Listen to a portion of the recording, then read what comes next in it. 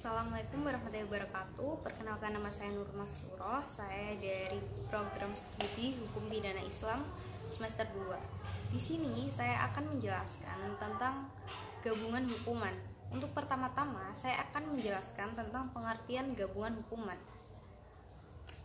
Common law dapat diterjemahkan menjadi gabungan atau perbarengan, di mana di dalam bahasa Belanda dikenal sebagai sebutan Samenloop van Strafbaar Feit atau dengan sebutan Consurus. Di sini kita akan menggunakan istilah gabungan. Hukuman sendiri dalam bahasa Arab berarti iqab atau uquba, yang berarti seseorang yang melakukan pelanggaran terhadap ketetapan syara yang dibuat oleh Allah Subhanahu wa Ta'ala dan Rasul-Nya untuk kemaslahatan manusia. Menurut Kamus Besar Bahasa Indonesia karangan S. Wasito, hukuman adalah siksaan atau pembalasan kejahatan. Sedangkan menurut Abdul Qadir Auda, beliau memberikan definisi tentang hukuman adalah pembalasan atau pelanggaran perintah syara yang ditetapkan untuk kemaslahatan masyarakat. Tujuan hukuman ialah menciptakan ketentraman kepada individu dan juga masyarakat, serta mencegah perbuatan yang menimbulkan kerugian. Dalam Islam terdapat dua aspek, yaitu yang pertama aspek preventif yang artinya pencegahan, dan yang kedua yaitu represif yang artinya pendidikan. Kedua aspek ini akan mewujudkan sebuah kemaslahatan yang mewujudkan moral yang dilandasi oleh agama. Gabungan hukuman dapat terjadi manakala terdapat jarima gabungan.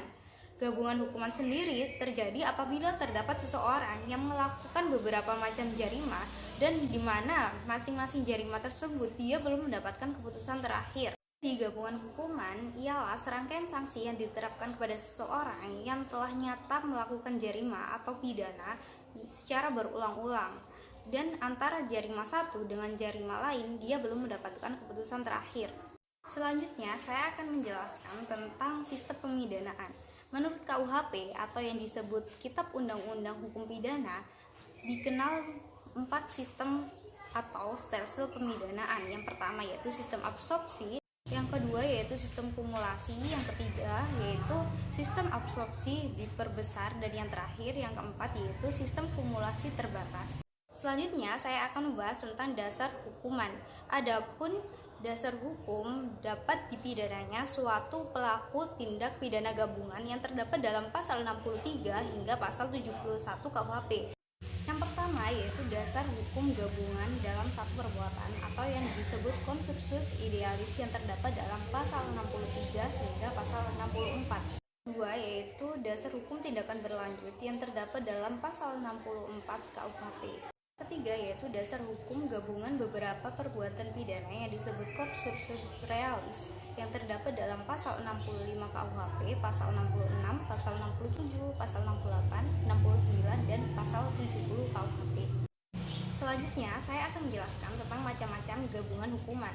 Macam-macam gabungan hukuman ada dua, yaitu yang pertama gabungan anggapan atau yang disebut konsensus idealis, dan yang kedua yaitu gabungan nyata atau yang disebut konsensus realis.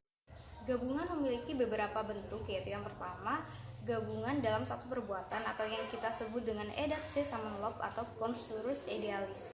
Yang kedua yaitu gabungan hukuman dalam beberapa perbuatan atau yang disebut dengan merdat se samenloop atau konsensus realis. Yang ketiga yaitu perbuatan berlanjut atau yang disebut vergeset handling. Pertimbangan fuqaha terhadap eksistensi gabungan hukuman terhadap teori-teori yaitu teori yang pertama saling memasuki dan melengkapi. Teori yang kedua yaitu teori penyerapan. Dan yang terakhir atau yang nomor 3 yaitu teori percampuran atau yang disebut dengan al-muhtalat.